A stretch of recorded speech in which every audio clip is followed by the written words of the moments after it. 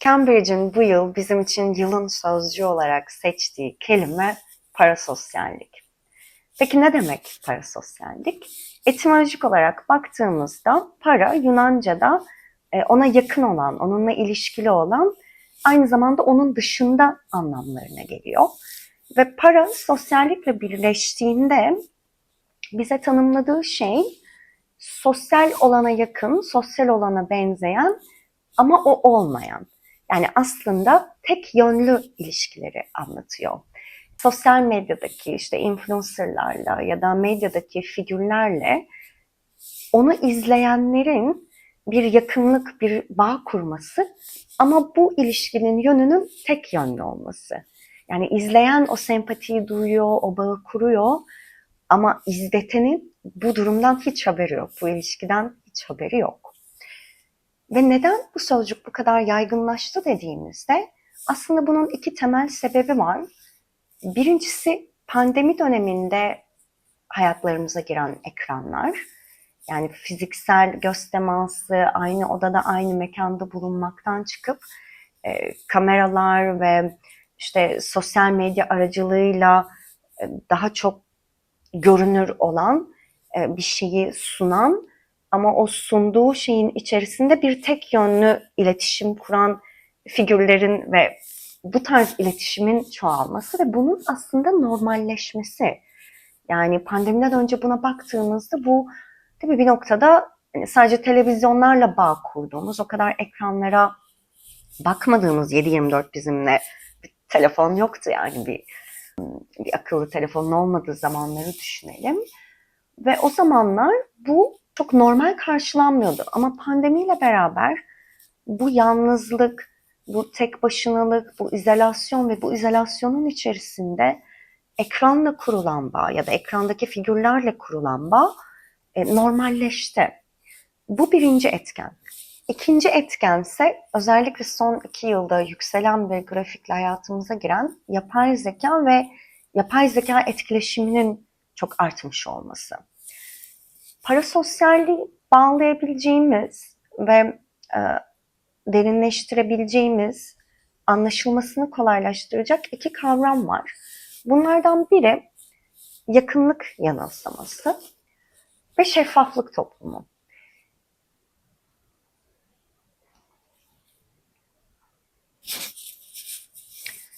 Sosyal medya ile beraber görünür olmak, her şeyi ortaya koymak, her şeyi şeffaf olarak paylaşmak bizim sandığımız gibi yakınlığı arttıran değil, tam tersi yakınlığı azaltan bir durum.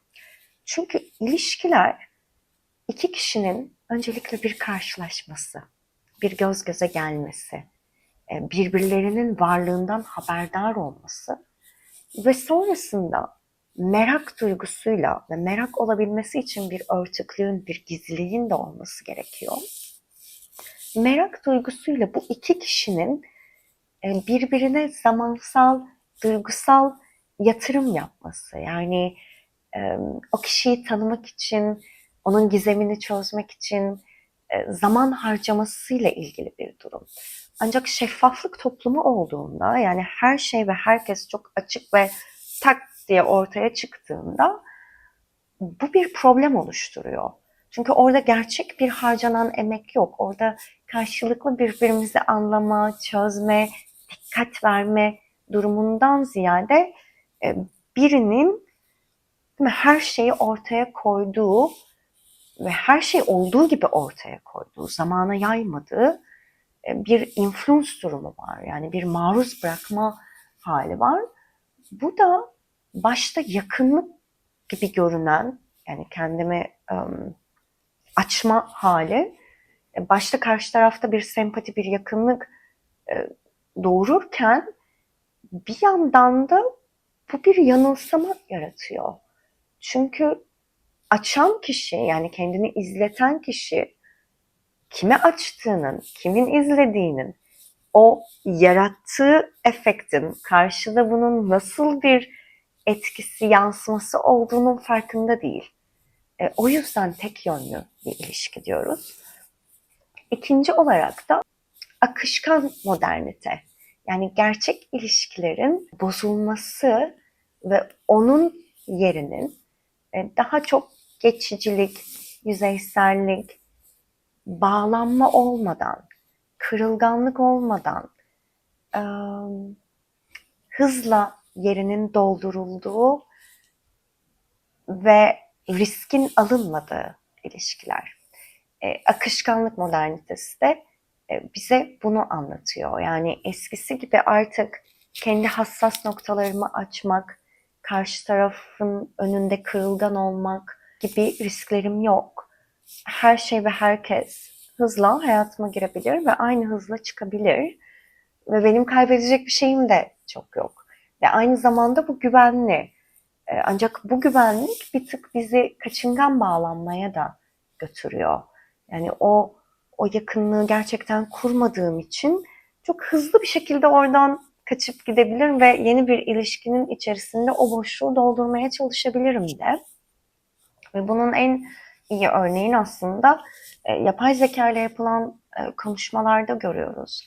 Her zaman pozitif, her zaman odaklı, değil mi? Yani daha psikanalitik bir yerden baktığımızda o anne bebek ilişkisinin en tüm güçlü. Yani orada bir anne var ve her zaman benim için orada bütün vaktini, bütün enerjisini, bütün emeğini bana veriyor ve hep pozitif bir yerde. Hep bana iyi hissettiren, beni yükseltmeye çalışan yine tek yönlü bir ilişki.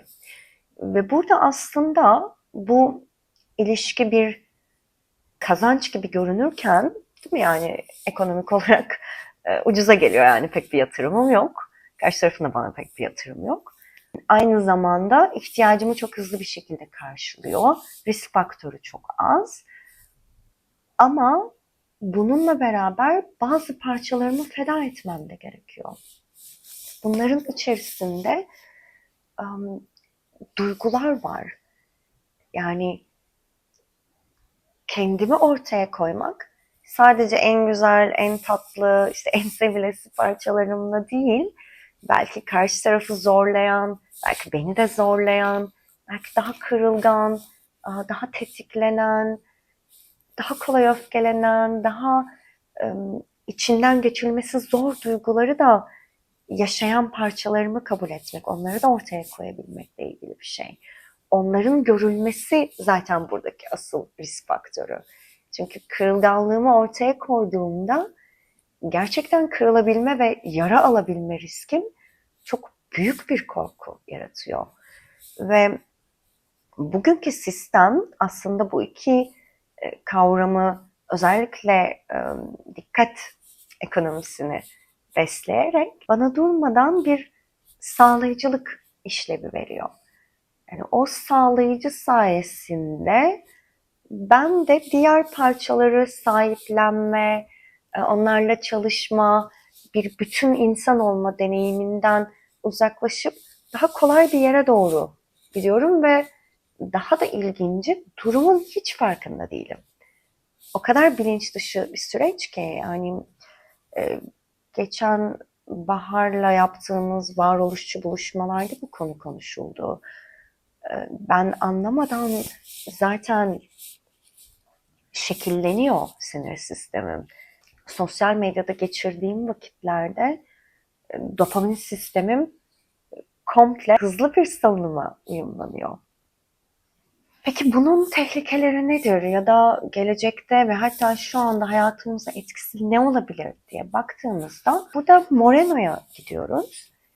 Moreno'nun sosyometrik kuramı ve bir toplumun nasıl seçimler yaptığı, kimin kimi seçtiği, kimin kimi ittiği sosyal atomlarla belirleniyor ve dışarıdaki fiziksel ilişkilere karşılıklı yatırım yapmayı çekmeye başladığımda aslında benim yakın çevremdeki, sosyal atomumdaki ilişkiler zayıflamaya başlıyor. Yani aile üyelerim, arkadaşlarım, sevgililerim, eşim, değil mi? Bunlar giderek zayıflıyor ve bu kısırlık aslında birçok ruhsal problemin de ortaya çıkmasının sebebi. Çünkü Moreno diyor ki tek yönlü ilişkiler birer kurgu. Hani orada gerçeklik yok. Gerçeklik için ve doyum için ve insan olma deneyimini yaşayabilmemiz için karşılıklılığa ihtiyacımız var. Ve Moreno grup kohezyonuyla ilgili bize diyor ki gruptaki her bir üyenin en az bir kişi tarafından seçilmesi gerekiyor. Bir kohezyon, bir düzen oluşabilmesi adına, o toplumun sağlıklı hale gelebilmesi adına. Ancak bir kişi hiç kimse tarafından seçilmezse o zaman o kişi toplumdan dışlanmaya ve bir marjinal grup oluşturmaya ve sonrasında toplumun düzenini değiştirmeye başlıyor. Bir kişi birçok kişi tarafından seçilebilir. Orada bir problem yok. O zaman bir seçim yıldızı olur. Ama gruptaki herkes en az bir kişi tarafından seçilmeli ki bu kohezyon devam edebilsin ve gruplaşan, kutuplaşan bir topluluk yerine bir arada bir terapetik dünya düzenini oluşturan, bu da Moreno'nun bir kavramı, bir grup oluşabilsin. İşte parasosyalliğin hayatımızdaki en büyük etkisi bu kutuplaşmaları, bu marjinalleşmeleri ve bu yalnızlaşmayı arttırması aslında. Temel problemimiz bu. Bilmiyorum siz ne düşünüyorsunuz? Bu kavram size nasıl geldi? Hayatlarınıza nasıl etki ediyor? Aşağıda yorumlarda benimle paylaşabilirseniz harika olur.